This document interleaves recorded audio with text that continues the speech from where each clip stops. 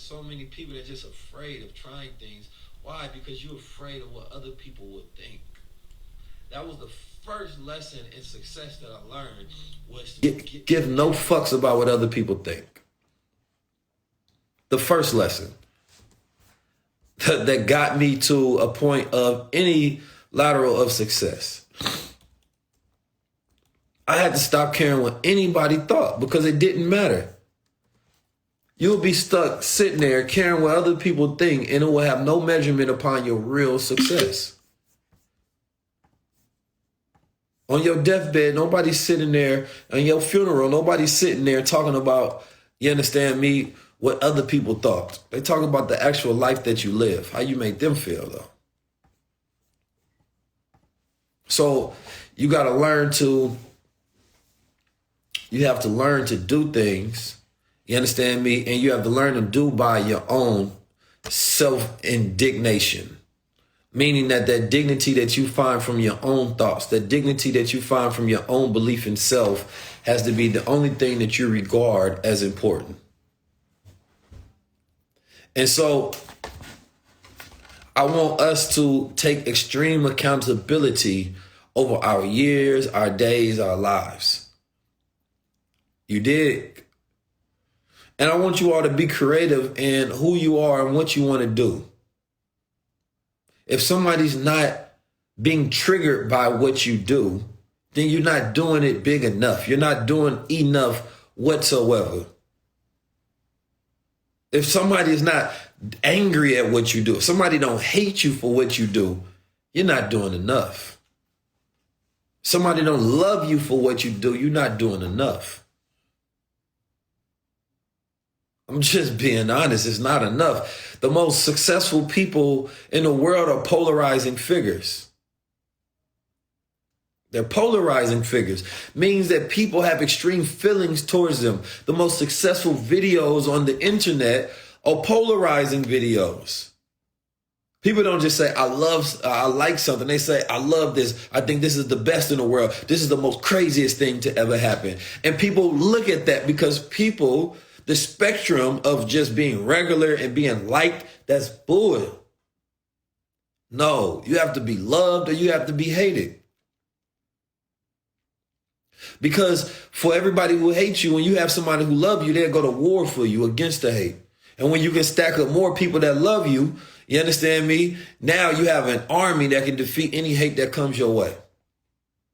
There's a formula and a system to it as well. But people that just like you a little bit, people that just care for you just a little bit, they're not going to go to war for you. There's many people that you all know that if something happened to them, you won't pick up arms for. You won't go to war for them. You won't defend them. None of that. So therefore, you don't want to be liked. You have to be loved, and you got to be hated. But both of them are feelings. I don't want no in between. I don't want no in between. And if there's anybody who, and here's another thing. It's like if there's anybody who feel like there's any ounce of inauthenticity on what I say, on what I do, on what I believe, on how I move, on who I am, I want you to do yourself a favor and remove yourself. Do not listen to anything that I say. Do not believe anything that I say. Do not be around here. If you don't love me, don't be around here. You understand me? Because I'm going to start treating you with very harsh animosity. I'm going to start treating you very harshly if you come around me and you don't have extreme love. You know what I'm saying? Like I'm focusing on the type of energy that I want to have cycle throughout the rest of the year. Because what's been telling me is that, you got to have your war mind. The war mind, this idea of being nonviolent. I don't know if being nonviolent is the best thing because and especially for men, you have to be capable of extreme violence. You have to be capable, but to choose to not to do it is what makes you a good man. To not be capable of it and to not do it, that doesn't make you peaceful. Like for the people in my life, I'm going to go to war for. I want to think about ways if anybody come at them, harm them in any way, how can I use my money, my time, my resources to squash any threat to them whatsoever? A man has to be that one that protects his environment. But first, you can't protect nobody until you protect yourself. There's this idea, this self-sacrifice, right, that people are supposed to go through. No, first, you have to protect yourself. Then, within that qualification of your ability to protect yourself and that experience, you relinquish that to protect others. You project that same protection quality towards others. So, I'm seeing a lot of stuff on the internet where cats don't know how to talk to women no more, but women don't know how to talk to men no more. Cats don't know, men don't know how to talk to women, women don't know how to talk to men.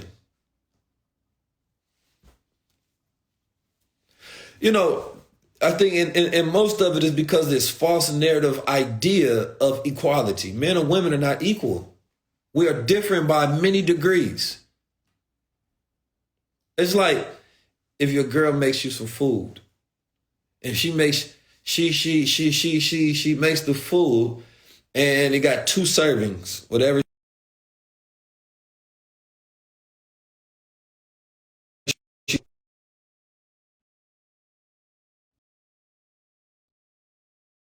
Do that. Check my shit. So anyway, like I was saying in this example, if your girl makes some food for you, and if your girl makes some food for you and she makes equal servings, you understand me? That's not correct. Not if there's I'm trying to give an example of a plate. She makes some lasagna for you. She got 1 portion of lasagna, then there's another portion of lasagna, right? And they give the food to, this is her plate, this is your plate. And they look exactly the same. And let's say there's no more food left on the stove. This is all she made, right? Now, if you all have equal proportions, you understand me? That's not the correct way to go about it. You have to make me more food. Why? Because I require more substance. I weigh more than you. I burn more food. Don't make me the same plate that you make yourself, because we're not equal in that regard. But this false narrative that people don't even understand that small bit of common sense to understand that we're different and we have to be treated different. You have to understand people that are in greater degrees than you in areas, they have to be given more. And men that are greater can handle more, so therefore God puts more on your plate. That's it. When you see men with no responsibility, right, and they have nothing that they can handle, God ain't gonna put nothing on their plate because he know that they're weak. They're not equal to the men that he gives great responsibility to. So men that do not handle that type of responsibility, that are not led to that particular type of mission, they're not even called for anything worthwhile. So they also do not have the ability, right? They don't have the ability to even be able to speak on a man that has more on his plate. You can't speak on my responsibilities, what it requires to be this type of thinker, this type of leader, with this type of platform, this type of responsibility, this type of vision, this type of mind. You can't speak on that because you don't have the same weight that I do. We're not equal. And the most messed up part is when society start thinking we were equal. Well, equal in what? Intelligence? We're equal physically? We're equal spiritually? What are we equal in? You tell me. No, that creates a world of delusional people where they think that they have the ability to grade you, but you don't. You're not even my equal. Only your equals can understand you.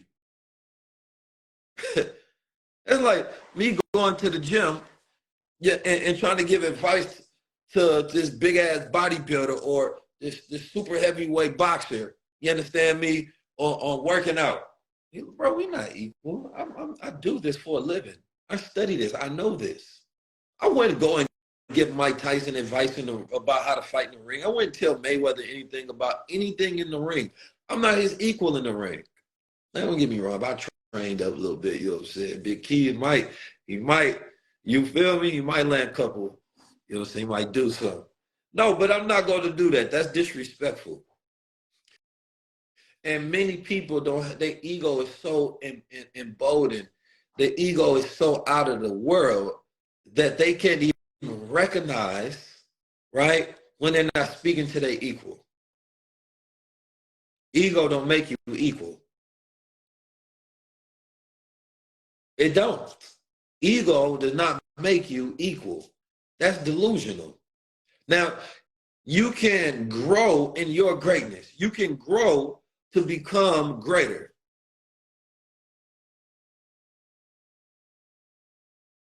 You can grow to become greater, and you can grow to become equal or superior to others. People don't like that word superior sometimes because of the word supremacy is connected to so many different things. Right? People don't like that word superior. But there's superior knowledge, there's inferior knowledge.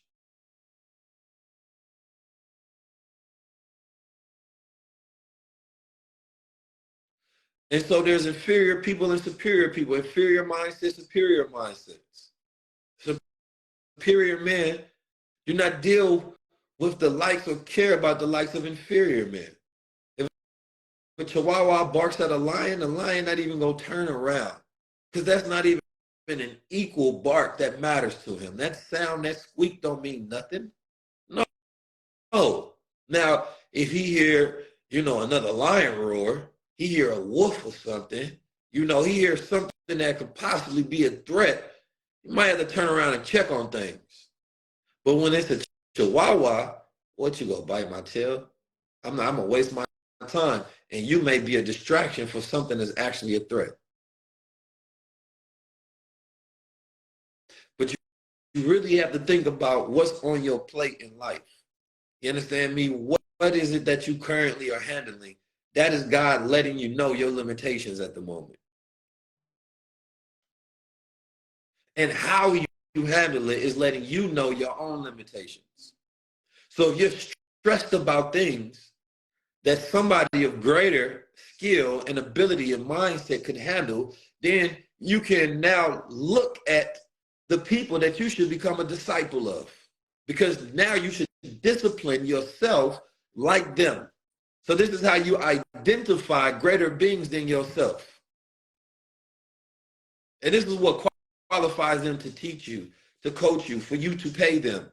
Whatever you need to do for you to become as great as them in that particular area of life, of things you're trying to handle on your plate.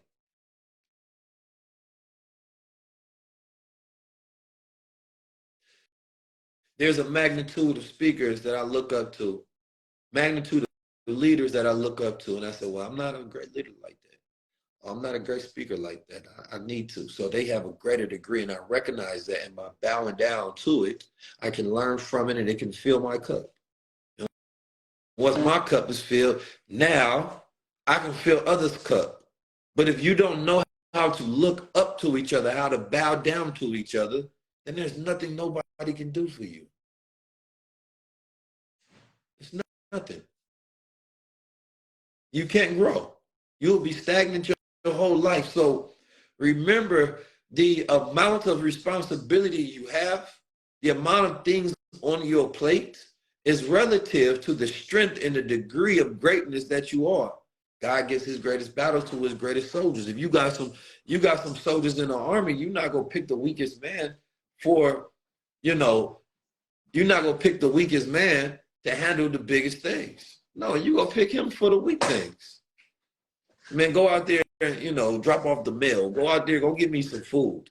You're gonna give him a little small task. Go hit the drums or something. No, now you are bringing your top soldiers though. Listen, I got something big for you. This might win us the war. Yeah, I need a courageous one for this. I need a smart one for this. I can't just handle this for anybody. You are not like them. You are different. That is what they're saying to you. So when people don't give you responsibility, when God don't give you responsibility, when you don't give yourself responsibility, what are you saying? You're saying that you're not great. You're saying that you can't handle it. And it's not that you don't have the potential to handle it, but you haven't brought that out of yourself to be able to manage those things. Because we have degrees of greatness that we have not reached within ourselves yet.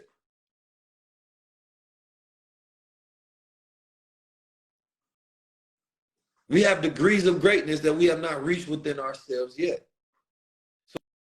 So we are unqualified for that next step until we reach into that. Some of you all have visions that are greater than you.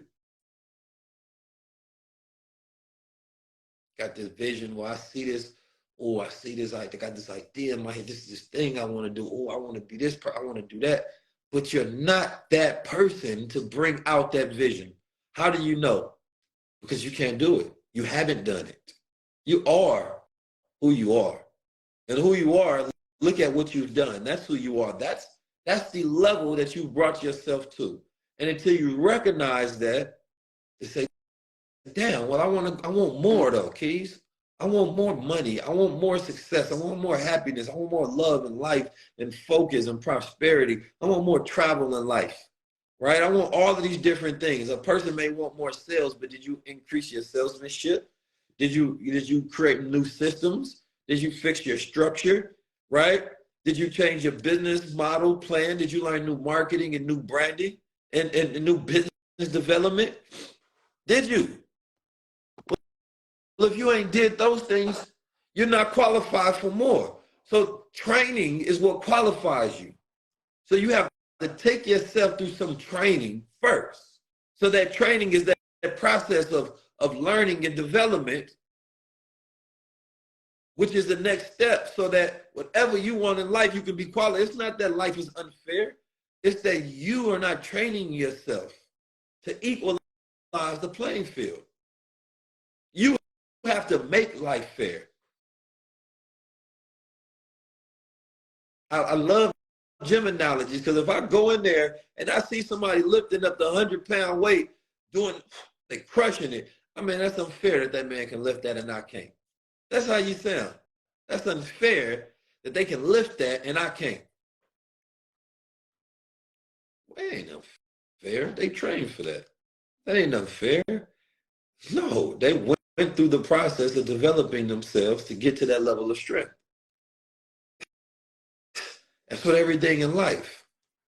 So that's the analogy you can use when you look around the world and this social media culture of compare and contrast, when you may think things unfair and everybody is envy of everybody because everybody wants what the other person has. But that ain't even for you. You're not even trained for that. There's some people right now that if you gave them their goal, it will do more harm than help. It'll do way more harm than help.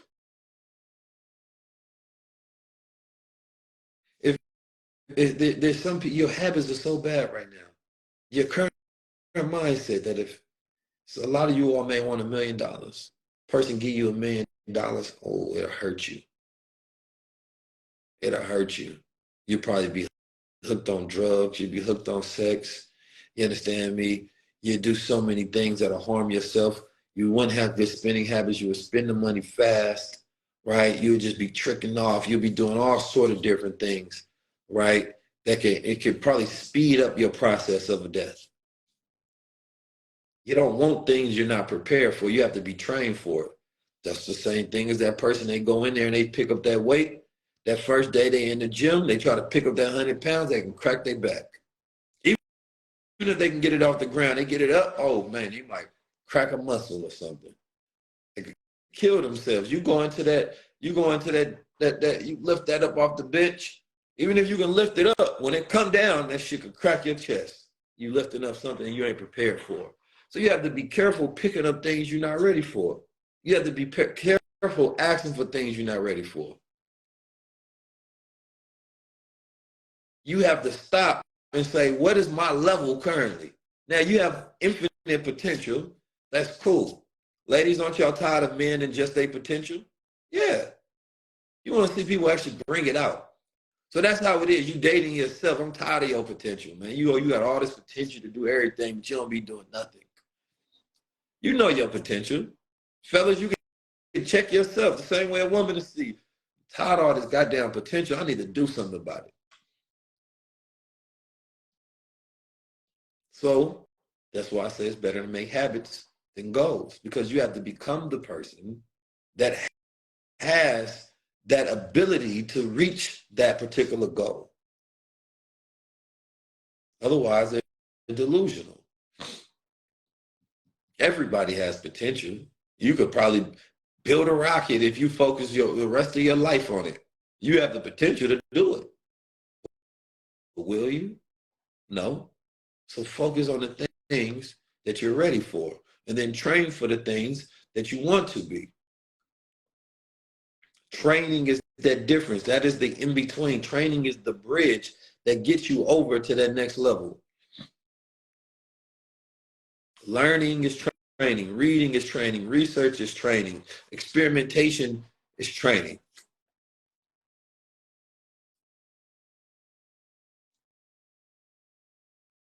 I remember once I had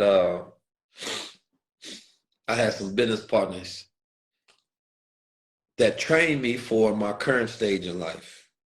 They mishandled the business. They lost millions of dollars. They had kicked me out of the business that I started. And I remember I was asking a lot. I said, like, why? He said, you weren't ready for it. You called onto things into existence that you weren't ready for. And I had to thank him for the lesson. I said, that was a hard lesson. It was the most detrimental lesson I learned. But he said that if I didn't train you and take you through this partnership, you wouldn't be ready for the next one. You would not have the eyes to be able to see and deal with people. And this is the real one. This was just training. But if I didn't take you through that training, you would not be ready for what you're doing now. And at the time, I couldn't see it. At the time, you just question things. At the time, you're just angry. At the time, you're trying to figure out how to go to war. But he set me and he made me think. And I got counsel from other people, and God spoke through them. And he said, listen, if you want that next level, you understand, you have to take the lessons from this training that will prepare you for where you're going next.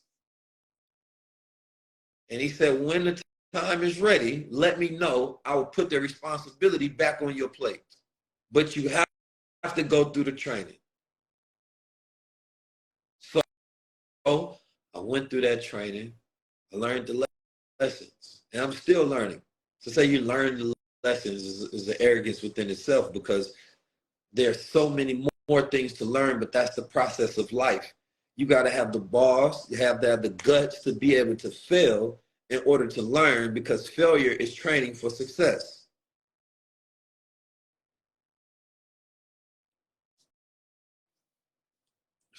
Failure is training for success. Now, the tougher the training, the more success you're gaining. There's nothing wrong with the harder the lesson, right? The greater the degree of wisdom in it. So you find people who have been amputated in life. Some people lost legs, arms.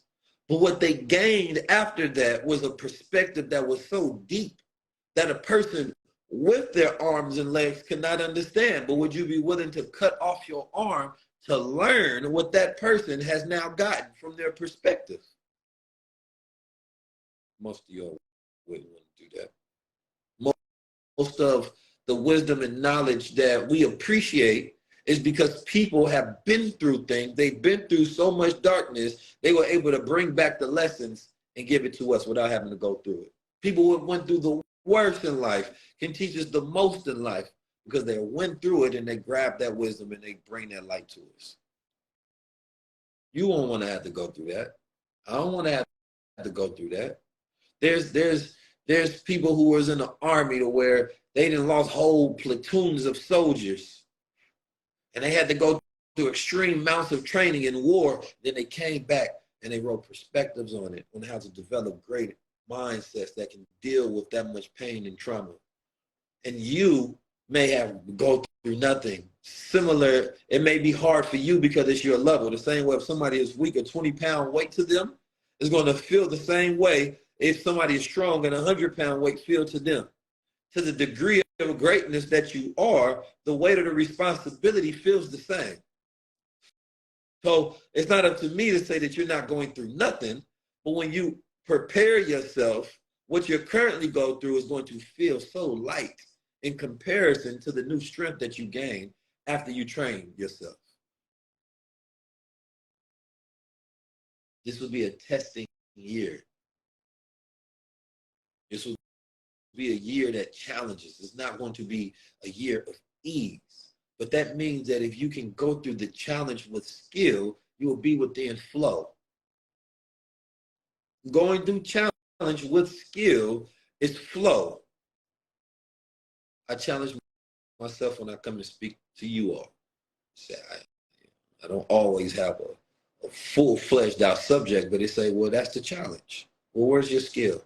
Speak. Speak from the heart. Speak from the mind. Think. What value can you give? The hardest problems that people deal with are problems of the heart and the mind.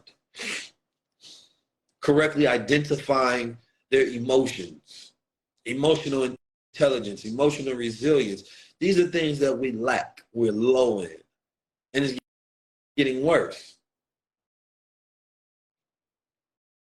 Being able to bring yourself joy in the things that you do on a daily basis, just living with a smile on your face. That's hard for a lot of people. And it's not the fact that it's really that hard, it's the fact that we are envious of somebody who's doing something that we're not doing. I believe that that is the root of most of the problems. And there's undealt with inner and internal things that we deal with, and the things that we complain about in others, we start to seek that mirror that's inside, and we start to identify those in other people, and we dislike that because we haven't dealt with that within ourselves.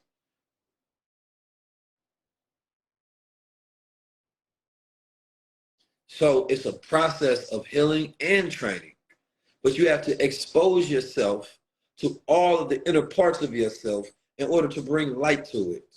But if you don't bring any light to the dark areas of yourself, they never get exposed.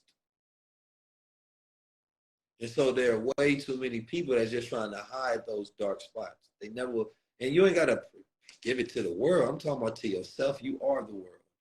You can only experience the world in your own brain. You are the world. So I'm talking about exposing yourself to yourself, saying it out loud in the mirror, talking to yourself, having that honest conversation about who you are, what you are, why you are. You understand me? What made you who you are? What happened to you? What didn't happen to you? What you need to work on. That part of life is what most people don't deal with. They get money, they get success, they get compliments, they get likes, they get love, all of that external shit. External things, excuse me. I can't be cursing on YouTube too. All of those external things, those are the things that matter the least. The things that matter the most are all internal. They're all unseen. You can't show me the mind, but you can show me the projection of what the mind produces, but that's not important. It is the thought that produces the projection. You can show a world, everywhere we look around, we can look at manifestation. We can look at this computer was manifested, the phone was manifested from somebody's mind. This mic was manifested from somebody's mind. This book was manifested from somebody's mind. This sage, all that is, that's proof that the mind works, but that doesn't tell me how to use my mind. Now I need to know how did they use their mind to bring forth things from their mind into existence. So the manifestation of it shows you possibility, shows you potential, but it don't show you how. That's why the unseen is more important than the seen. I see somebody with a million, see somebody with billions, see somebody with power, see somebody with things all the time on the internet, things that I don't have. And none of those are important. I need to know how. Otherwise, I can't duplicate. I can't produce. So when you look at the domain of the physical world, you have to think about the unseen world that produces the seen world. That's the science.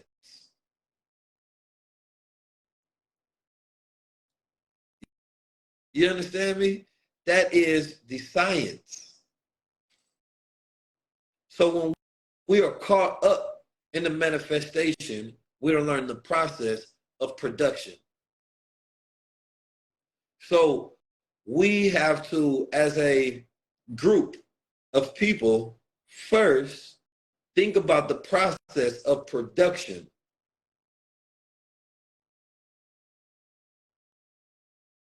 So as a, they say our dollar's going to 1.8 trillion and spending power. That's cool. But what is more important is our ability to produce something from our collective intellect. What are we producing? I don't want to hear how smart somebody is. I don't care about somebody passing a Mensa test, some little smart IQ kid at 10 years old, all the stuff we did in the past. No. We have to get to become a mathematical, a systematic people. So with the advert of entertainment being so high on a pedestal in our culture, where how many famous Black engineers can you name? How many famous Black scientists can you name? How many famous Black psychologists can you name? And do you know why they are famous? What are the works that they are producing? What is the invention that the engineer is working on? What field of neuroscience, right, that this famous Black man or woman is in? We can't name any of these things. Think about that for a second. But if I ask, go into any barbershop in Black America and we ask, who is your favorite rapper? Who is your favorite athlete? The debate can go on. We know their stats. We have all of the most unimportant information in our head, at our fingertips, ready to debate with.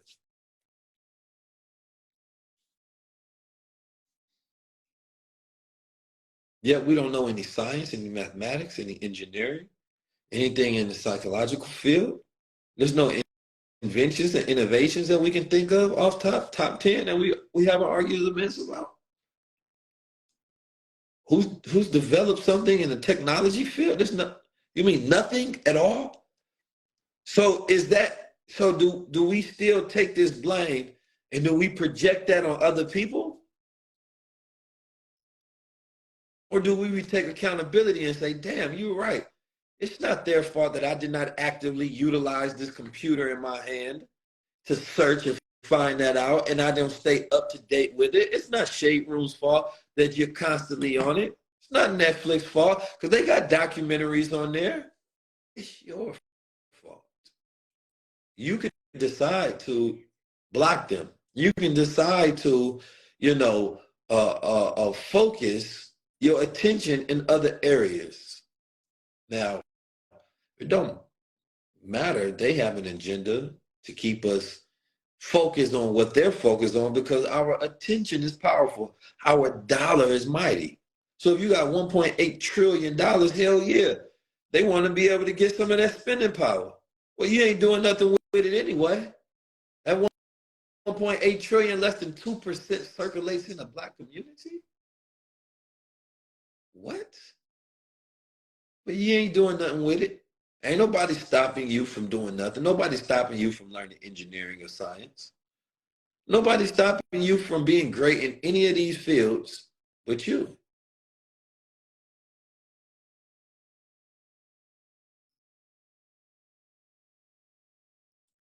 I'm trying to understand. Nobody's stopping you.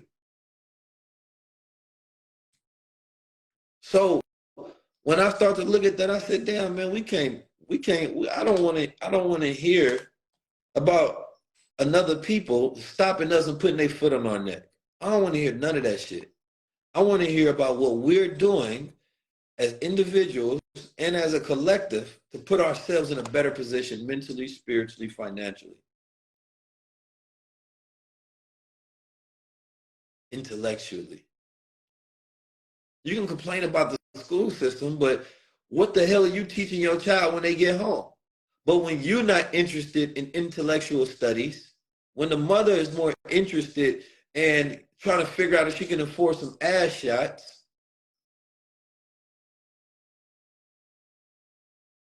when the mother is more interested with lip injections, and the father is missing out the home, nobody's there to teach the child.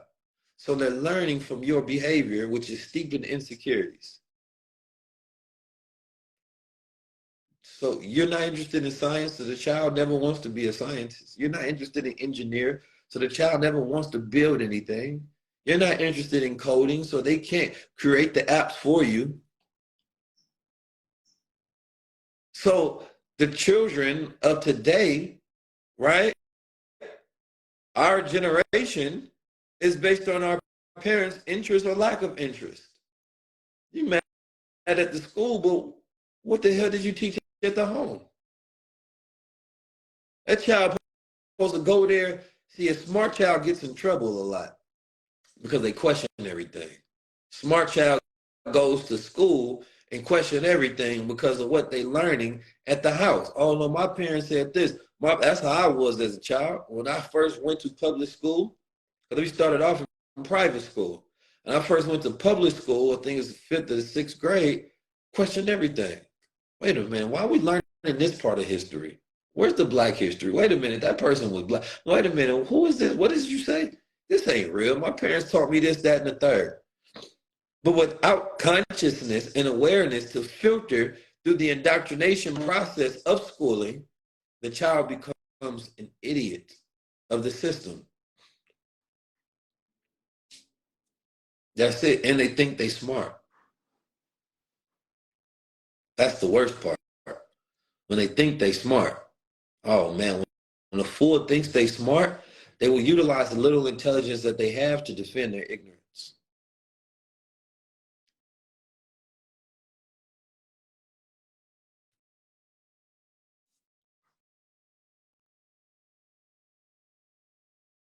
I'm glad I don't have a degree, but I'm also grateful that I never stopped learning.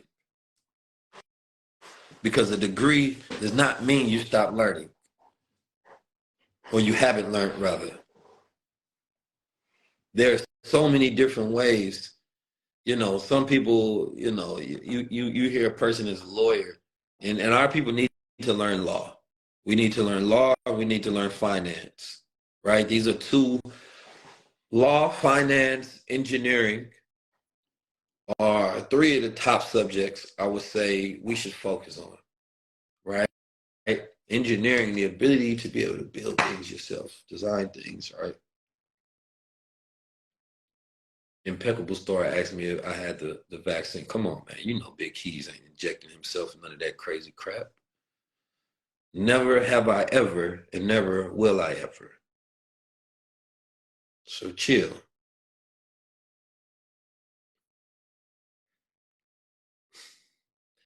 But if I know lawyers, a lot of them don't make a lot of money. Let's see what's the average.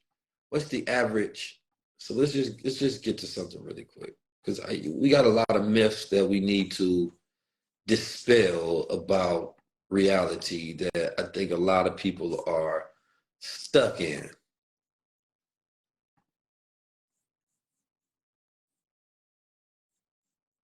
A lot of people are stuck in. Somebody said they went and got the jab because they needed to get a job, and that's the problem. getting jabs for jobs. You understand me? And so when you don't know how to use your mind and I'm not speaking on you specifically, but you know, you don't know how to come up with multiple solutions to a problem. That's high level thinking. My book, High Level Thinking, will be coming out soon.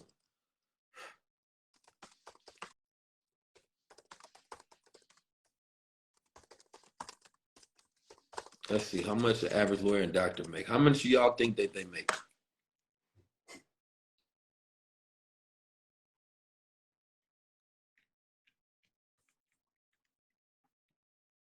Let's see, according to the U.S. Bureau of Law Statistics, the median average annual wage for lawyer was 122,000 as of May 2022. However, the top earners made more than 200,000 per year, and the bottom 10% averaged around. Oh, where did my answer just go?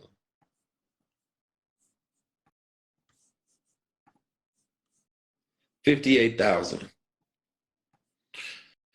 So in between, bottom 10%, they say 58,000, 60,000. There's some lawyers making 80,000, public defenders, right? Corporate lawyers are going to make more money, things of that nature. Let's see what the average doctor makes.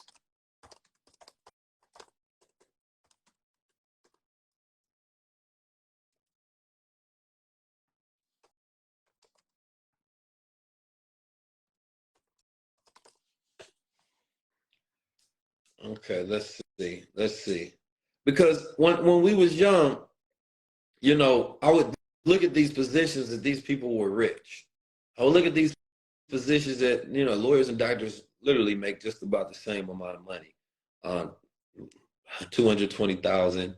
That's the annual wage for doctors, 2020. Now let's look at the average engineer.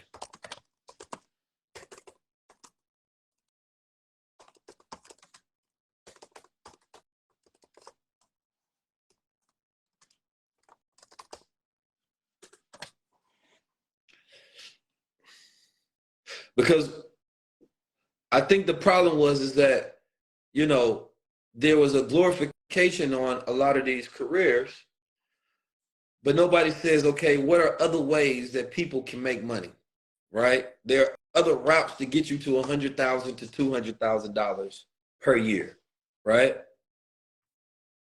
Because now I'm starting to see these doctors, some of the great ones, they're utilizing social media, they're getting paid.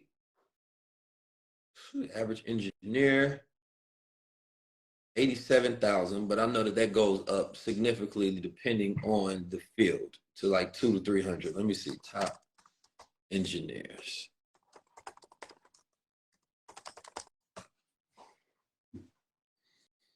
Oh, school debt takes about 60% of Black wealth. That's why I think that the college education system is a scam. If you're not going for the top careers in there, then it's a scam.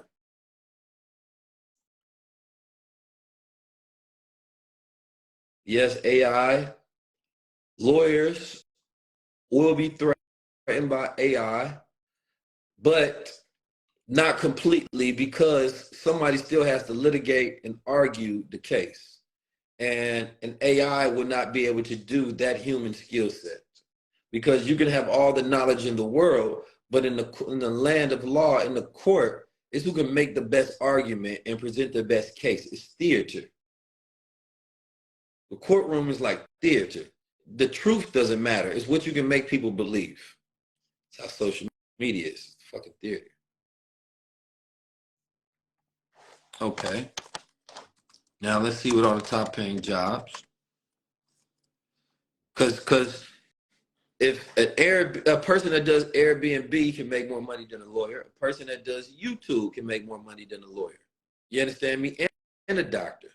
But these were things that did not exist when we were given options. But these are things that the young children look at as options. So they want to go through 8 years of becoming a doctor or a lawyer, or they want to learn how to cut up content on social media, automate videos, and make $100,000 and $200,000 a year.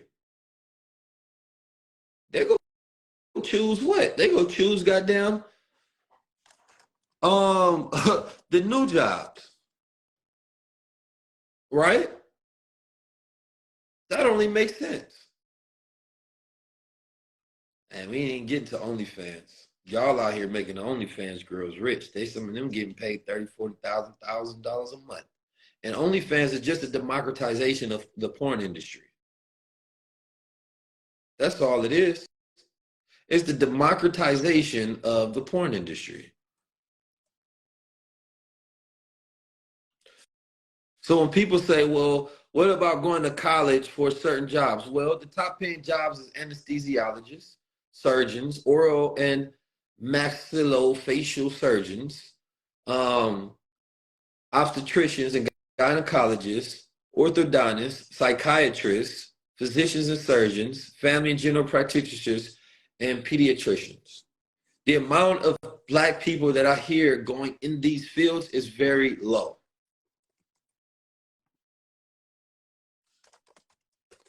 That's not the responses I hear about people going to school for. They're not going to school for the top paying jobs that they actually need the education for. You're going to school for most people are going, they talking about I'm taking African American studies.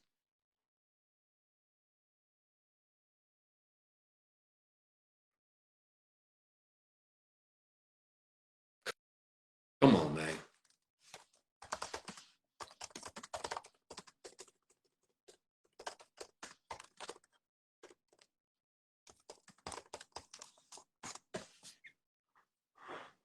There's dog breeders that make more than $100,000, $200,000. TikTokers that's making that kind of money. You can write a book, you understand me, and automate the process of selling it and make more money than that. So when I hear people talk about college, it's a scam because a lot of people are just going to put themselves in debt, but the education is not even valuable, and now they have to figure out something else. So what's the point of going for the experience? You can give yourself an experience, like in the BWO, we go create experiences. We will create outings. People can come together as a community, connect with each other, get to know each other. We built this up. Let's say we get 10,000 people in the BWO. We can build out an experience. We can go to Africa together. We can go travel the world together as a community. We can connect, thrive, and build. We can create experiences. And most people, college experiences did not make them great people. They just went and experimented sexually. They experimented with drugs, right? They found out who they wasn't, and and a lot of people still didn't find themselves. They really. It's not like the college experience is turning out great human beings. It's just an experience. Nobody said it's the best experience. I don't see people that go to college and then they come out and they have the best communication skills, the best